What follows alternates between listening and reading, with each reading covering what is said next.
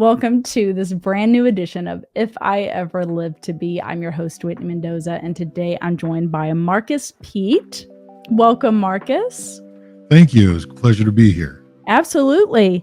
I'm glad to have you. I have to give a shout out to Emily Schneider for connecting us. So it's great to be connected. And first, I would be remiss if I didn't thank you for your service to our country because you are a United States Marine veteran. Yes, ma'am. So thank you very much. It was my pleasure to serve. And now, today, you're Senior Director of Information Security at PT Solutions Physical Therapy. So I feel like that is a great place to start, is just tell us about Marcus, what led you to join the Marines and then where you are today. Yes, ma'am. So I am a third generation military family member. My grandfathers were both Army. My immediate paternal and maternal family are Air Force. And then I joined the Marines. Funny story. The military has always been something that was easy for me. That was when I graduated, I always knew knee high to a duck, I guess you could say, right? The military was where I was going. My goal has always been to outrank my father. That was don't know why or how that happened, but that was just my driving motivation. And so 4 days after I graduated high school, I was on the yellow footprints at Paris Island. And I didn't look back. So did you tell your father that when you went off to join the Marine Corps? I did actually. He was quite tickled by it because he's always been just very, very, very knowledgeable. I admired his career. I admired his ability to what he did while he was active duty and just his life in general. Just some of the things about him were just kind of motivational for me. And so even as I continued through my career, when I was leaving the active duty space, I said, okay, what am I going to do? So I started off I heard about this term project manager, never knew the title existed. But I was like, well, wait a minute. That's just getting things from one place to another in an organized fashion and making sure you're on time. I said, I can do that. I've been doing that for years. So I started off there, but underlying my entire life, I've always had an affinity and a love for technology and electricity and technician. Always one of those people that loves to see how the sausage is made. And so that kind of was my underpinning for throughout my I guess high school and the rest of my adult career. So becoming a technician in the military, ground communications repair, which is fancy way of saying anything that communicates on the ground, we essentially fix it. So we were jack of all trades, master of none. And by the time we were into my career, we were doing all of that over a satellite dish. And then I transitioned into what brought me to Atlanta was HVAC controls, very fascinating industry. Kind of jumped around there for a little bit, but I've always wanted to get back to IT. So left that organization. And I came back as a director of IT, and that's kind of just my home. If I say that I'm feeling at home, as I'm surrounded by 5 or 6 broken computers, and I'm trying to fix every one of them, and I'm in my happy place. To most people, that would be cause to go to the psych ward, but for me, it's like, this is awesome. This is great. And so, leveraging the IT experience, security, just a passion for protection, and to evangelize how you can be protected into where I'm at now is, I guess, kind of how did I arrive at this kind of juncture in my life? Yeah, that's interesting. Just as you were saying that, I was thinking to myself, I'm so glad that someone enjoys doing that because I just want the technology to work, right? I don't have to know how it works. All I know is I want it to work, and I get very upset when it doesn't. Yes, ma'am. You are not the only one. I would say that a lot of my technician career has just been that exactly. It's not doing what I told it to do. What did you tell it to do? And so we go down that pathway. And so it's always exciting. I always like to say computers will tell you where they're broken, but you just got to know how to talk to them. Right. How many times do you have to say, well, did you restart your computer? Believe it or not, the funny thing is that fixes 90% of all Windows related problems. So that is it's very, very funny to say that. But yes, that is probably the first thing we always start off with. And I know everybody who's not IT absolutely hates to hear that from us. It's like, well, yes, I turned it off. And okay, Right. but it's fun. That's probably 20, 30 times a day if I'm talking on the help desk level. I do try to help the troubleshooter troubleshoot that. If I'm having an issue, I typically will go ahead and offer the information that yes, I indeed did try to restart it and I'm still having the problem. So so we get past that. Yes, ma'am. Always try to get there because they're just reading. Most of them are just reading off a script, and so I get. You wouldn't believe this as an IT guy when I call and that's where they start. I get immensely frustrated. I was just like, okay, so I try to sometimes give them a list, and then really bothers me is when they hear everything that I say, and they got to go back to that script because they can't move forward until they read that Right. line. It's just one of those. But as we as IT people, we need help. We run into the same issues. Yeah. Well, want to go back to something you said too earlier of being in the military was easy, and I'd love to know more about that because I guess you would say I'm one generation removed Mhm. military family, if that makes sense. So my grandfather was in the Air Force for over 20 years. Mhm. And I've always obviously have a love for our country, but I always have admired our veterans, active military duty, our first responders. That's another thing too, right? We need them, Mhm. but like you would not want me to be a first responder. I don't think that that would work out very well, but I'm very grateful that there are people and that is their calling, right? I often think Yes, ma'am. myself the same in the military. I don't know if, now I will say that we are often stronger than we think we are, right? So when we are Mhm. put in those situations and we're forced to do a thing, we're often more resilient than we think that we are if we're thinking about it. But like I think about basic training, I think they'd send me home.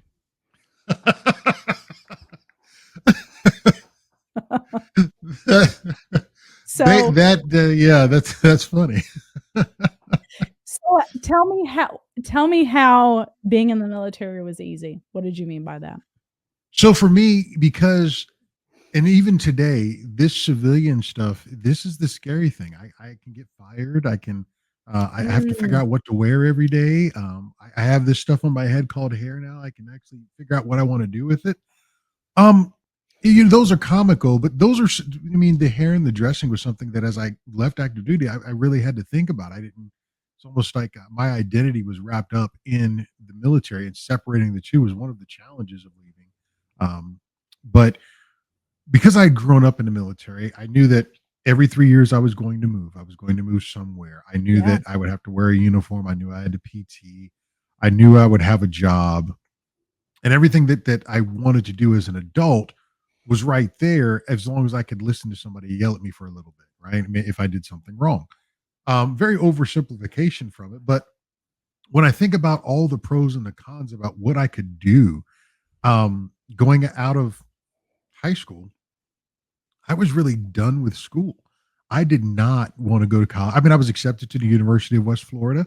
I had gone on a private tour. I've looked at where my dorm room was going to be, and I just decided, you know what, don't want to do it. And I just wanted to be done with school for a little bit. Little did I know, Mhm. when you become a communications technician, you're sent to school for a year in 29 Palms, California, and so I was right back into school for a whole year as my job, and so I didn't get away from it. But that was one of the things that I had looked at, and I said I could do this. I could move around. I enjoy traveling. I mean, my before the military, I was born in Germany. I went from Germany to Mm, Mexico to Incirlik Air Force Base in Turkey. And so in a foreign country, came back to Las Vegas at Nellis, and then from there went to the Philippines. And when we were there, the Philippines, a volcano blew up, and we were evacuated out of there and ended up in Florida. And then so I claim Florida as home because that's where I went from middle school to high school.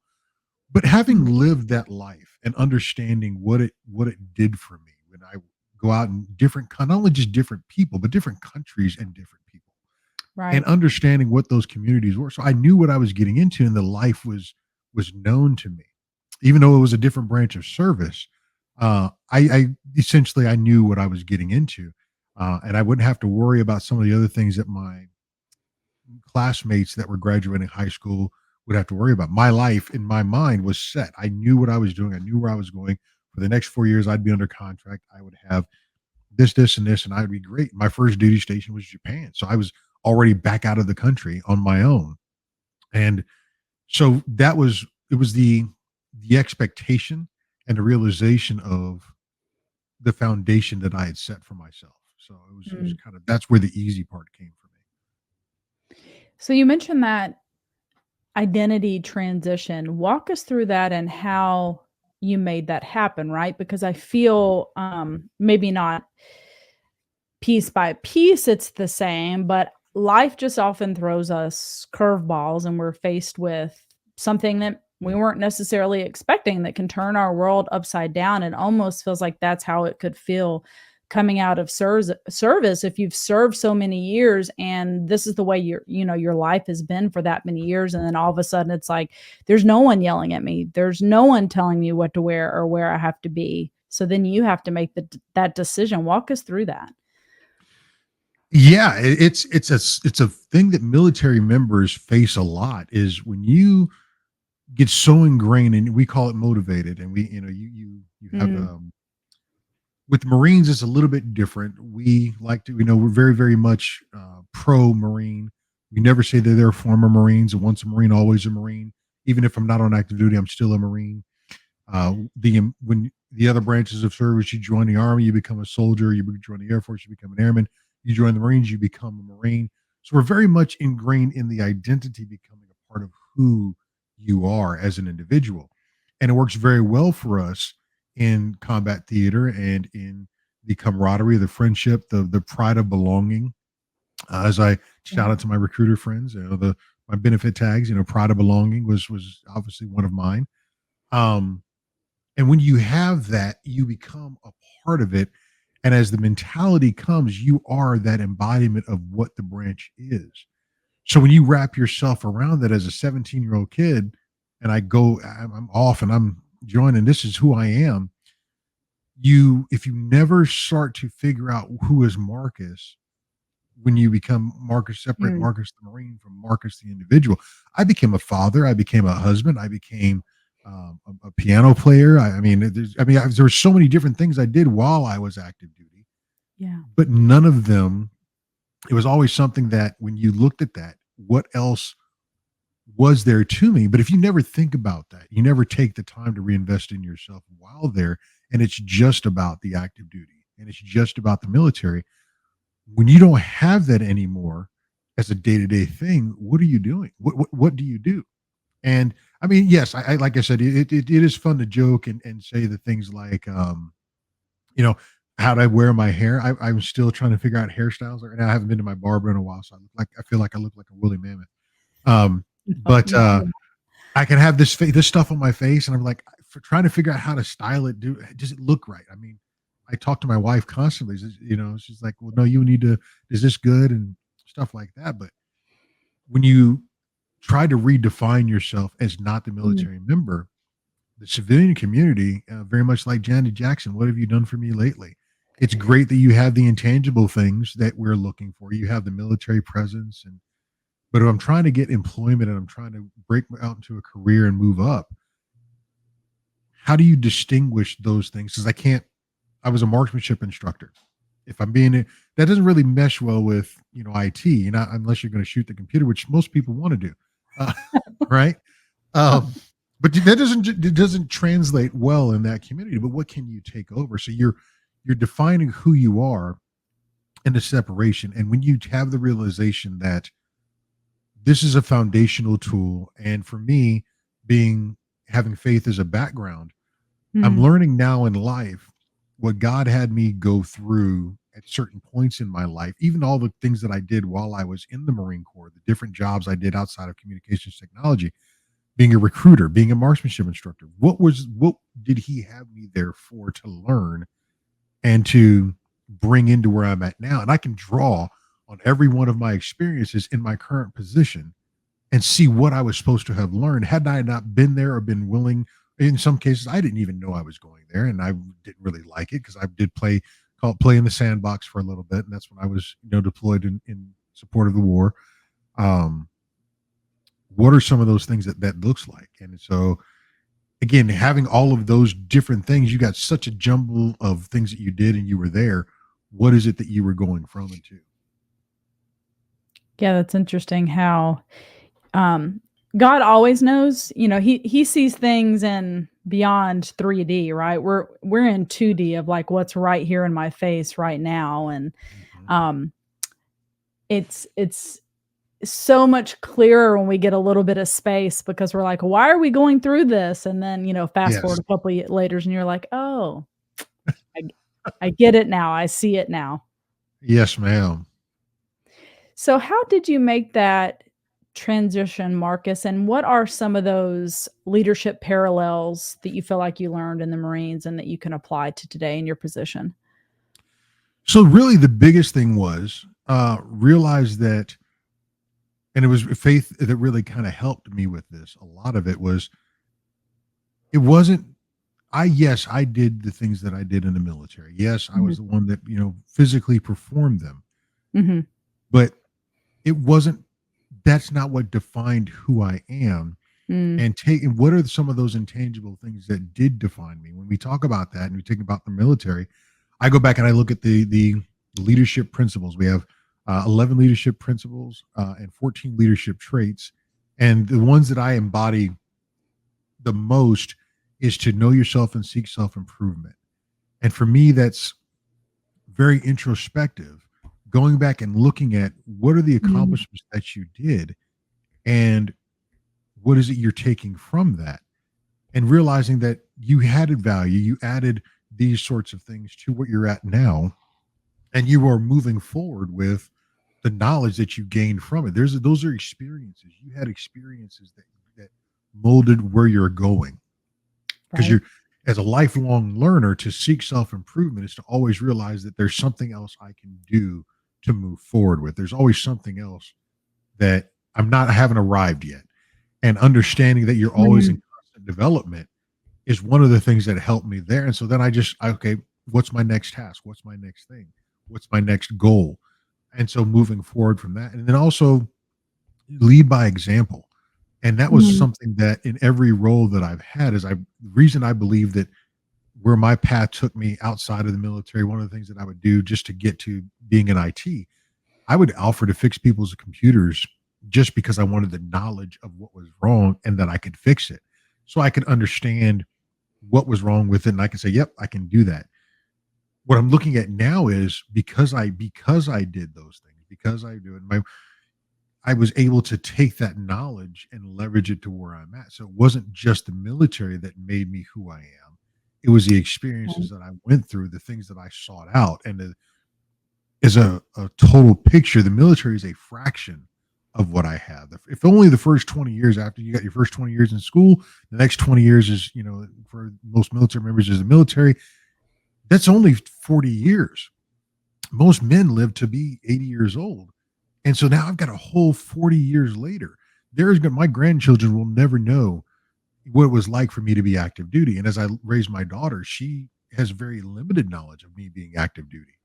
Mm, So it's the conceptualization and the change in perception of where you're at versus where you're going, and had the walk to get there. I didn't just do it on my own. It was a lot of prayer, it was a lot of Bible study, it was a lot of talks with my wife, and helping me to know that when I hung the uniform up, I didn't hang Marcus up.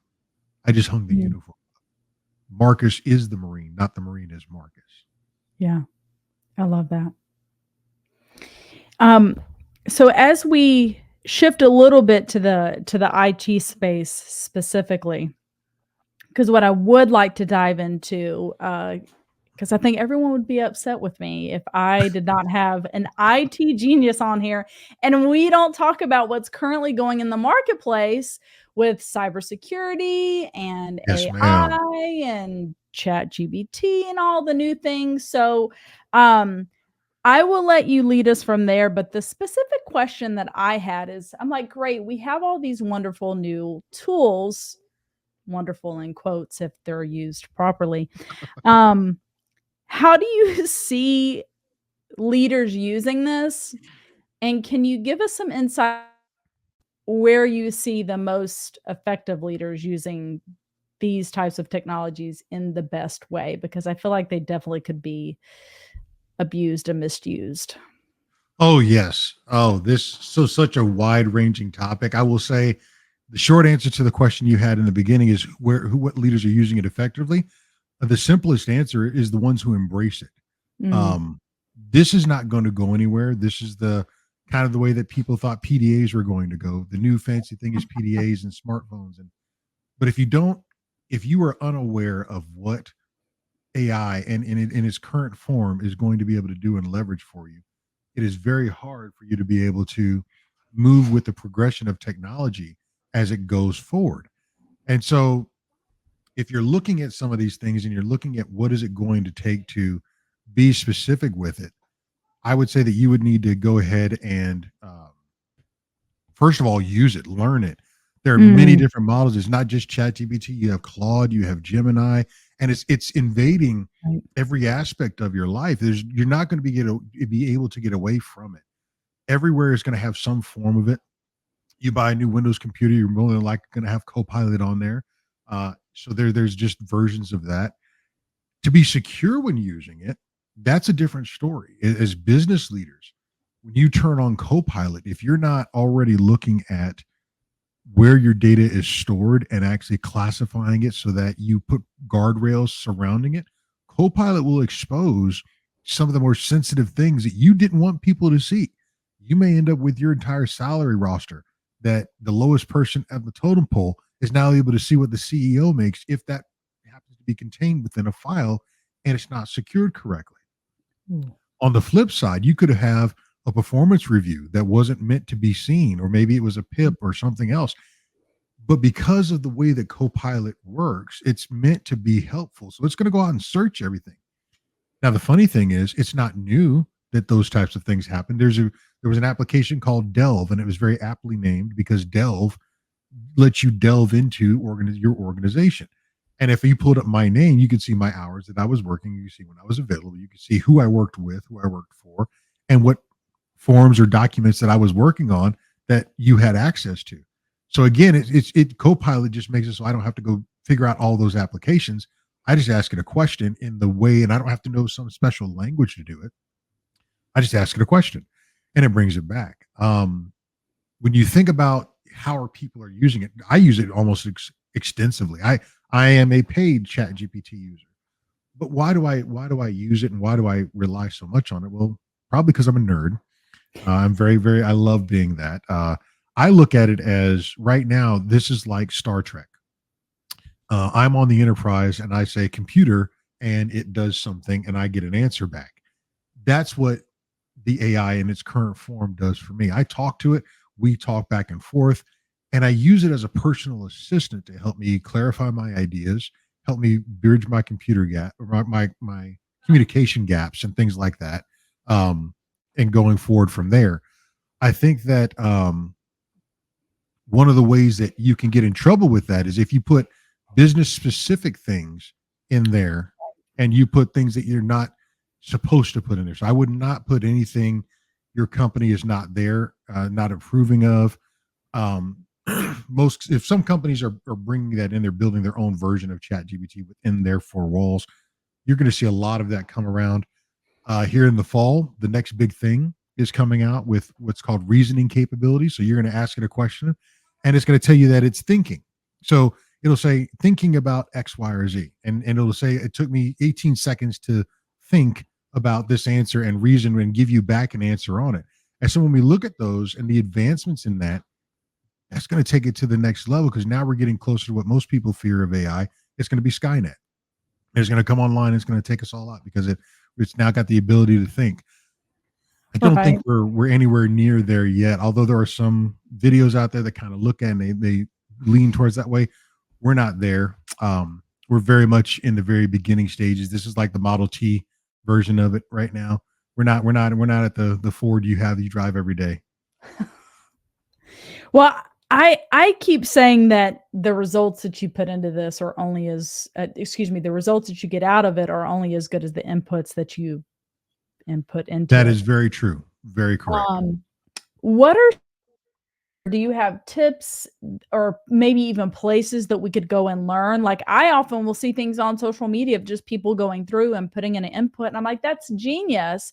And it gets all these amazing results back. Like, how do we learn how to better our input so that we get better results? So yes, there. I mean, I would say LinkedIn is probably one of the best Nice. places to do it, because it's you want something like Reddit's kind of dangerous because you could go down some rabbit holes that you don't want to go Right. down. But communities that are crowdsourced would probably be the best place to look.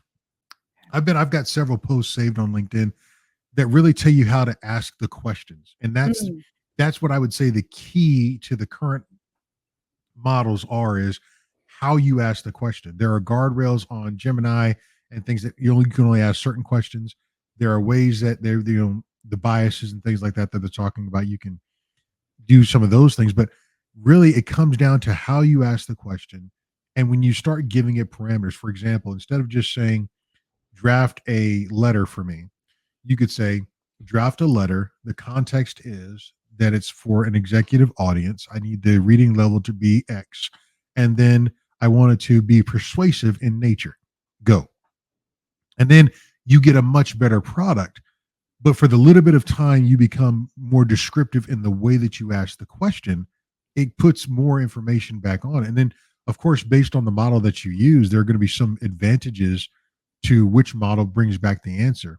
And then, without getting too nerdy, the way that it interprets the question, like, for example, if you want a fun fact or a fun thing, go ask ChatGPT how many R's are in strawberry, and it'll tell you there are only two. But if you ask another one, it'll tell you that there are three. Why can't ChatGPT do it? It's because of the way that it takes your question and it builds it in there. So if you look at how the questions are built and you learn how to quote unquote hack the algorithm, you're going to get better results. So I would say that's probably the tips that I would learn. And where can you find them? I found a lot of them on LinkedIn is just how to build good prompts. Um, mm. and then trial and error, really play with it, put it in. I've asked it everything from um, temperature cooking on meat all the way to the complex cybersecurity policy questions that as I'm writing policy out and we talk about strategy from that aspect. So it's as much as you use it, tell it to, I mean, I love ChatGPT because I can take a picture and it'll have like a graph and it'll have numbers. I say, okay, I need you to OCR this and tell me what's my total count. Because I don't want to, I mean, it takes me 5 seconds to pull a calculator and type a bunch of numbers. I don't want to do that. I want the computer to do it. So you can even do it for stuff like that. It's just trial and error, really, to get to where you're trying to get to. No, that's super helpful. I did see a video on the how many R's in strawberry. And this particular individual continued to argue with ChatGPT. I don't know where the final result came in, but I had to abandon it. They were going back and forth on how many R's, and I was like, okay, guys, I'm gonna have to tap out on this. Yes. And it's one of the funniest videos out there because Yeah. ironically, the next code name for the next version they're releasing, guess what its name is? Strawberry. Strawberry? That's its code name right now. Well, The reasoning module they're getting ready to release is the next version of ChatGPT is code named Strawberry, but it can't spell it. So I think that's one of the idiosyncrasies of IT and AI. right. And marketing at its finest because it's Oh already yes, viral. oh yes. This has been great, Marcus. I want to wrap us out because with this post about books that you just posted on LinkedIn that really caught my attention. And you were talking about in the post that there's a list that's put out. And from my understanding, that, was it required reading that you had to work through?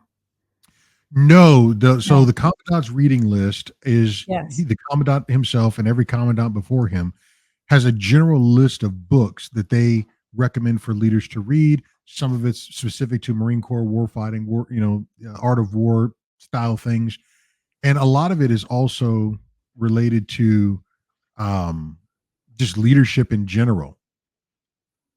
So there's a lot of it's you if you read the books, it'll help you become a better leader. And the core believes in if you take the investment in yourself, and again, know yourself and seek self improvement, kind of being getting back to those leadership principles, that you invest in yourself through knowledge gained by taking some time to read.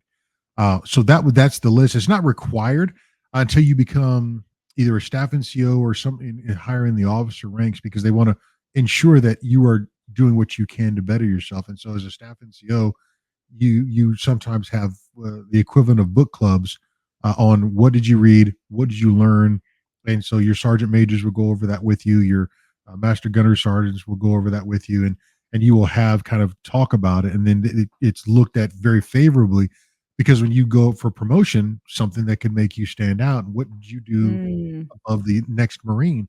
Well, if you have a book report on this book and it came from the commandant's reading list, that can bolster your position when in a very competitive market, because you're doing something that is selfless, or you're not selfless, but you're taking it on as yourself and you're doing something extra. yeah. Well, I love that mind shift, positioning that you put in that post as well of, doing something to just check a box versus, like, actually devoting the time to be invested in it because you're going to get something out of it. I feel like that's a lot with what I get to read now. I way more enjoy reading now than in school, and I'm sure half of that's because I get to pick what I wanna read. But, I love that shift that you talked about in there, and then you said, data is the new oil. And I believe there you were talking like oil, like wealth, like I have an oil field. Yes. And Yes. I also thought about like oiling our minds, Okay.